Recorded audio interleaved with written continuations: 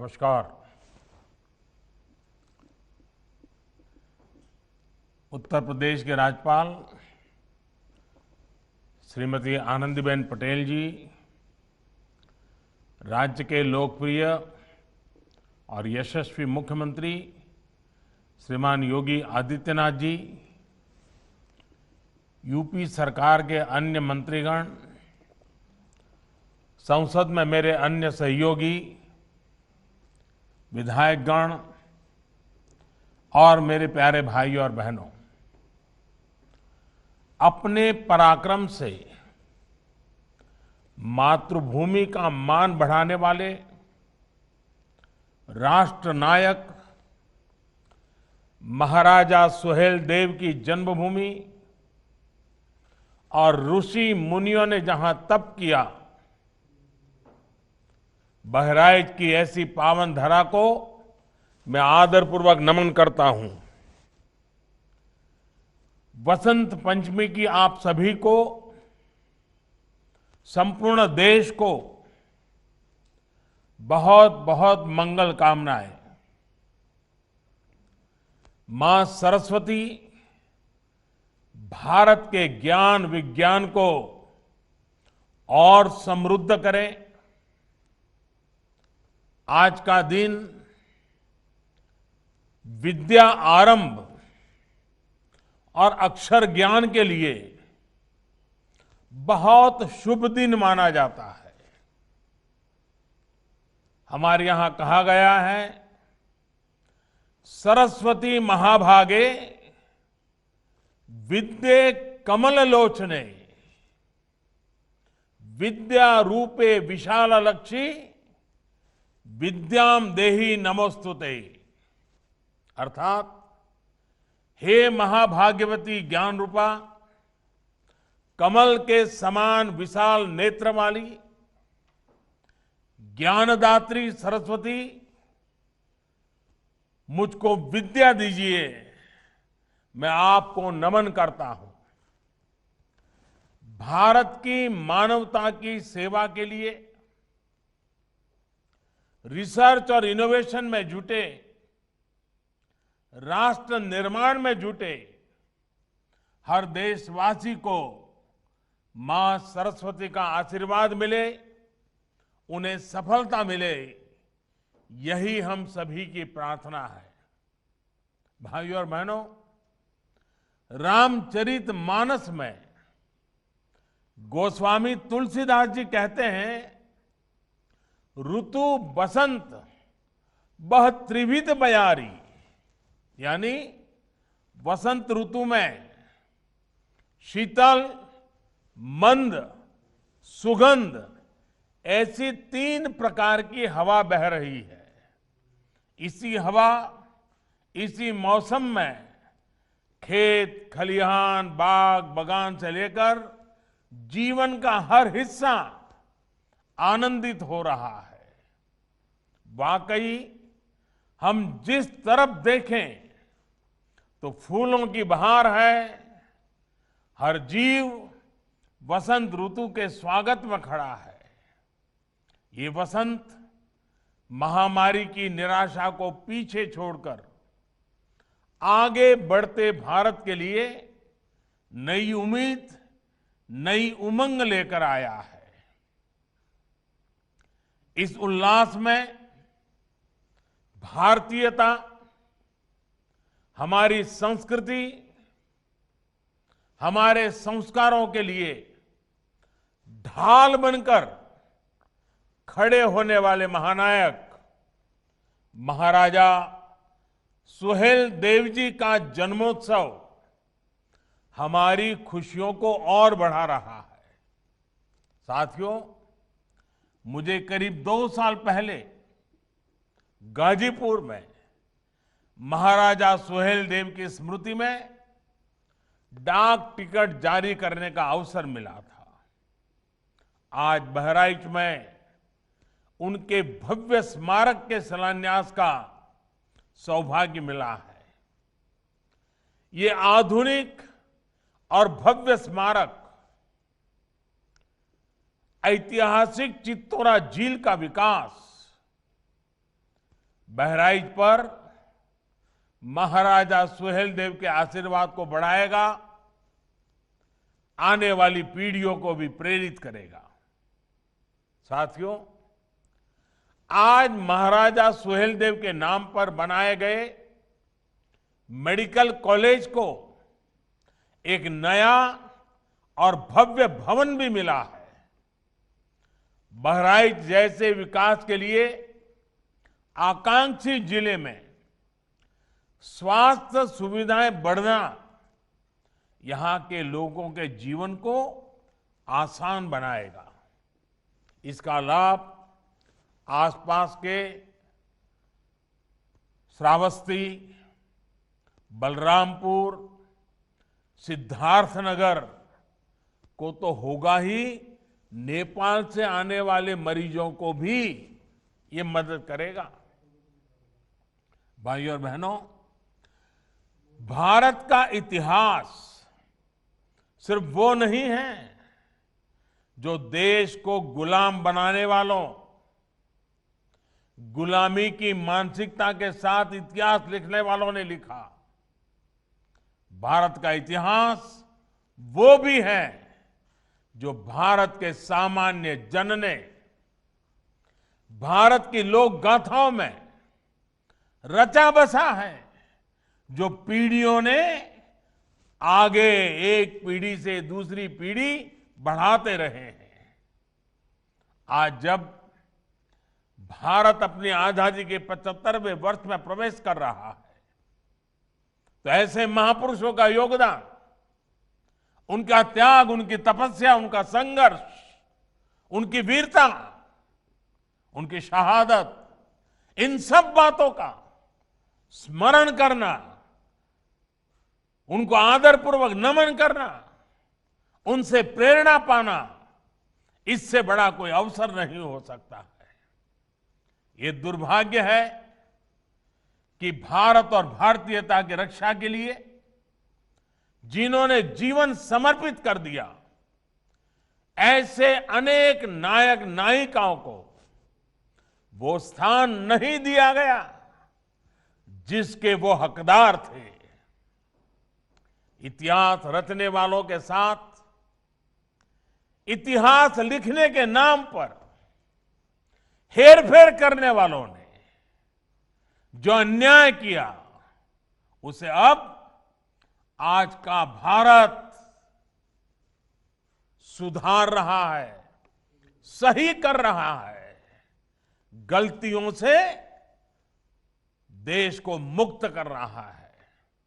आप देखिए, नेताजी सुभाष चंद्र बोस जो आजाद हिंद सरकार के पहले प्रधानमंत्री थे, क्या उनकी इस पहचान को, आजाद हिंद फौज के योगदान को वो महत्व दिया गया जो महत्व नेताजी को मिलना चाहिए था?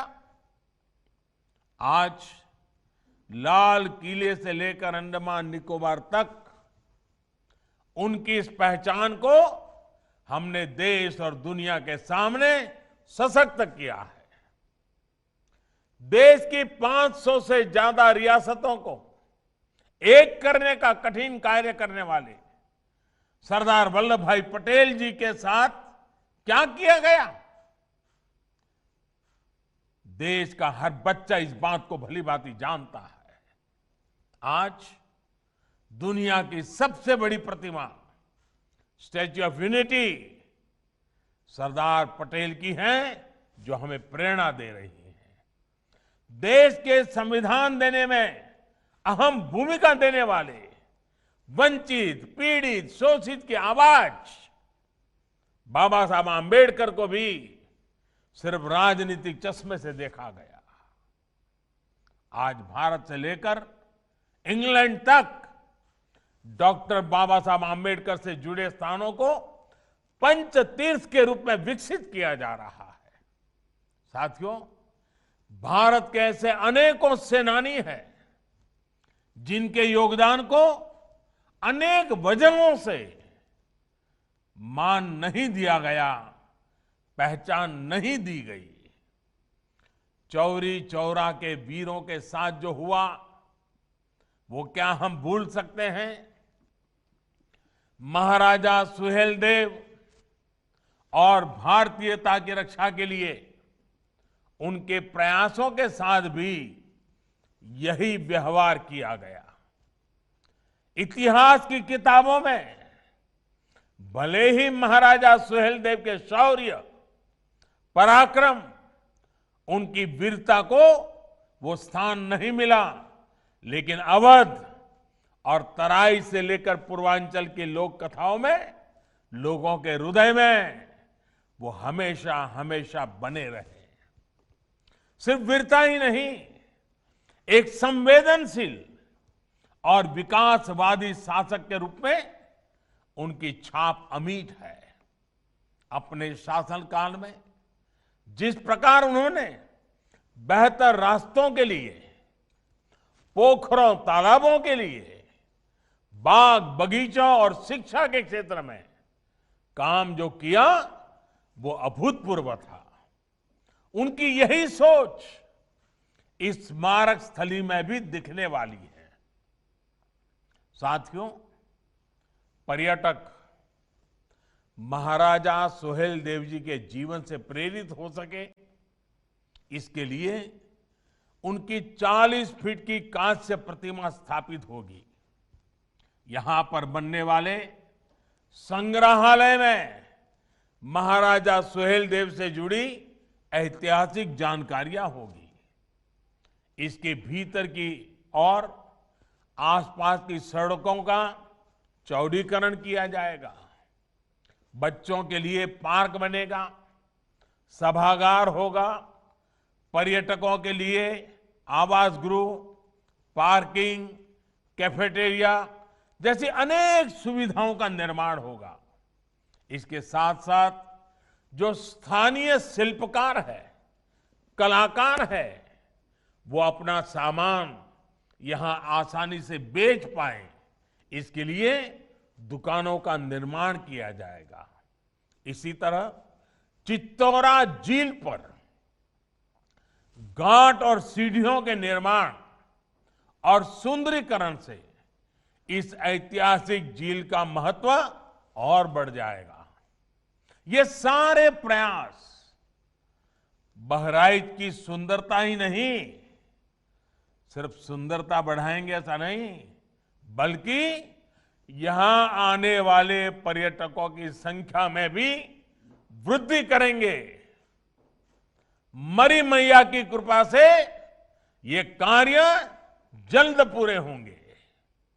भाइयों और बहनों, बीते कुछ सालों में देश भर में इतिहास, आस्था, अध्यात्म, संस्कृति से जुड़े जितने भी स्मारकों का निर्माण किया जा रहा है, उनका बहुत बड़ा लक्ष्य पर्यटन को बढ़ावा देने का भी है। उत्तर प्रदेश तो पर्यटन और तीर्थाटन दोनों के मामले में समृद्ध भी है और इसकी क्षमताएं भी अपार है। चाहे वह भगवान राम का जन्म स्थान हो या कृष्ण का वृंदावन हो, भगवान बुद्ध का सारनाथ हो या फिर काशी विश्वनाथ, संत कबीर का मगहर धाम या वाराणसी में संत रविदास की जन्मस्थली का आधुनिकीकरण, पूरे प्रदेश में बड़े पैमाने पर काम चल रहा है।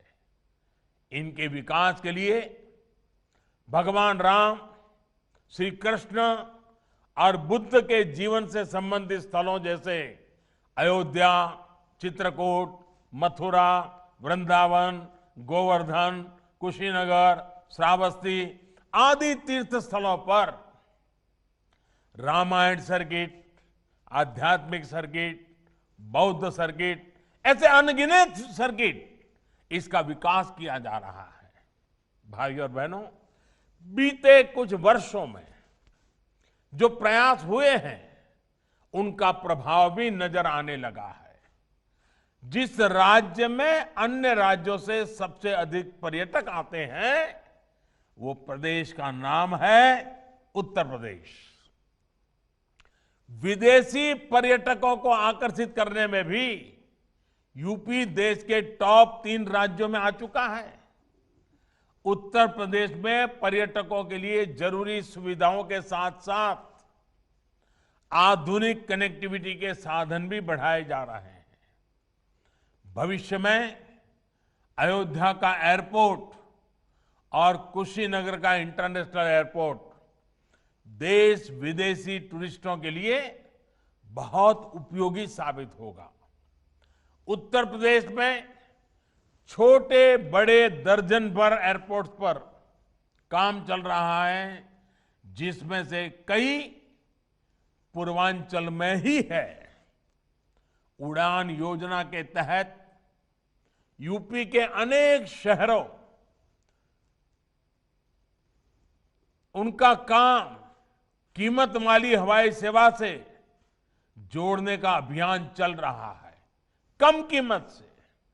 इसके अलावा Purvanchal expressway, Bundelkhand expressway, Ganga expressway, Gorakhpur link expressway, Ballia link expressway, ऐसी आधुनिक और चौड़ी सड़कें पूरे यूपी में बनाई जा रही हैं। और ये तो एक तरह से आधुनिक यूपी के आधुनिक इंफ्रास्ट्रक्चर की शुरुआत है। एयर और रोड कनेक्टिविटी के अलावा यूपी को रेल कनेक्टिविटी भी आज आधुनिक हो रही है। यूपी 2 बड़े डेडिकेटेड फ्रेट कॉरिडोर का जंक्शन है। हाल ही में ही ईस्टर्न डेडिकेटेड फ्रेट कॉरिडोर के एक बड़े हिस्से का लोकार्पण यूपी में ही किया गया है। यूपी में जिस प्रकार आज आधुनिक इंफ्रास्ट्रक्चर पर काम चल रहा है, उससे उत्तर प्रदेश में उद्योग लगाने के लिए देश और दुनिया के निवेशक प्रोत्साहित है। इससे यहां नए उद्योगों के लिए तो बेहतर अवसर बन ही रहे हैं, यहां के युवाओं को रोजगार के नए अवसर भी उपलब्ध हो रहे हैं। साथियों, कोरोना काल में जिस प्रकार से उत्तर प्रदेश से काम हुआ है, वो बहुत ही महत्वपूर्ण है।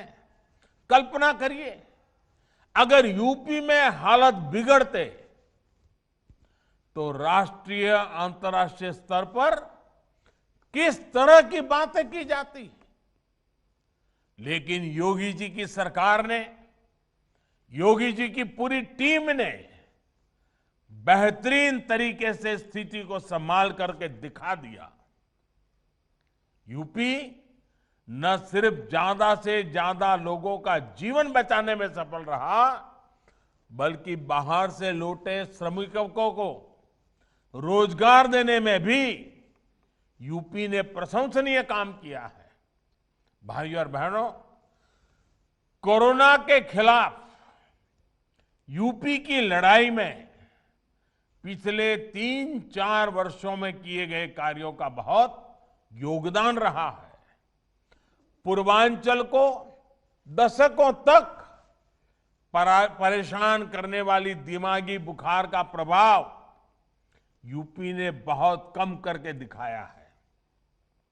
यूपी में 2014 तक 14 मेडिकल कॉलेज थे, जो आज बढ़कर 24 हो चुके हैं।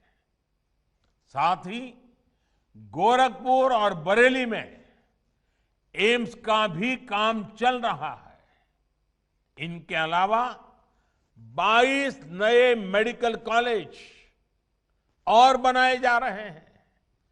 वाराणसी में आधुनिक कैंसर अस्पतालों की सुविधा भी अब पूर्वांचल को मिल रही है। यूपी जल जीवन मिशन यानी हर घर जल पहुंचाने के लिए भी प्रशंसनीय कार्य कर रहा है। जब शुद्ध पीने का पानी घर घर पहुंचेगा तो इससे अनेक बीमारियां वैसे ही कम हो जाएगी। भाइयों और बहनों, उत्तर प्रदेश में बेहतर होती बिजली, पानी, सड़क और स्वास्थ्य की सुविधाओं का सीधा लाभ गांव, गरीब और किसान को हो रहा है। विशेष तौर पर छोटे किसान जिसके पास बहुत कम जमीन होती है, वो इन योजनाओं के बहुत बड़े लाभार्थी हैं। उत्तर प्रदेश के ऐसे लगभग 2.5 करोड़ किसान परिवारों के बैंक खाते में पीएम किसान सम्मान निधि के माध्यम से सीधे पैसे जमा किए जा चुके हैं। ये वो किसान परिवार हैं जो कभी बिजली का बिल या खाद की बोरी खरीदने के लिए भी दूसरों से कर्ज लेने के लिए मजबूर थे, लेकिन ऐसे छोटे किसानों को हमारी सरकार ने 27,000 करोड़ रुपए से अधिक सीधे ट्रांसफर कर दिए हैं, उनके खाते में जमा कर दिए हैं। यहां किसानों को बिजली न होने की वजह से जो दिक्कतें आती थे, रात रात भर बोरिंग के पानी के लिए जागना पड़ता था, इंतजार करना पड़ता था कि मेरा नंबर कब आएगा, ऐसी तमाम दिक्कतें भी बिजली आपूर्ति सुधरने से अब दूर हो रही है। साथियों, देश की जनसंख्या बढ़ने के साथ खेती की जमीन छोटी से छोटी होती जा रही है। इसलिए देश में किसान उत्पादक संघों का निर्माण बहुत आवश्यक है। आज सरकार छोटे किसानों के हजारों किसान उत्पादक संघ यानी एफपीओज बना रही है। 1-2 बीघा के 500 किसान परिवार जब संगठित होकर बाजार में उतरेंगे तो वो 500,000 बीघा के किसान से भी ज्यादा ताकतवर होंगे। इसी प्रकार किसान रेल के माध्यम से सब्जियां, फल, दूध, मछली और ऐसे अनेक व्यवसायों से जुड़े छोटे किसानों को अब बड़े बाजारों से जोड़ रहा है। जो नए कृषि सुधार किए गए हैं, इनका लाभ भी छोटे और सीमांत किसानों को सबसे अधिक होगा। उत्तर प्रदेश में इन नए कानूनों के बनने के बाद जगह जगह से किसानों के बेहतर अनुभव सामने आने में भी लगे हैं। इन कृषि कानूनों को लेकर भांति भांति का प्रचार करने की कोशिश की गई। ये पूरे देश ने देखा है कि जिन्होंने देश के कृषि बाजार में विदेशी कंपनियों को बुलाने के लिए कानून बनाया, वो आज देसी कंपनियों के नाम पर किसानों को डरा रहे हैं।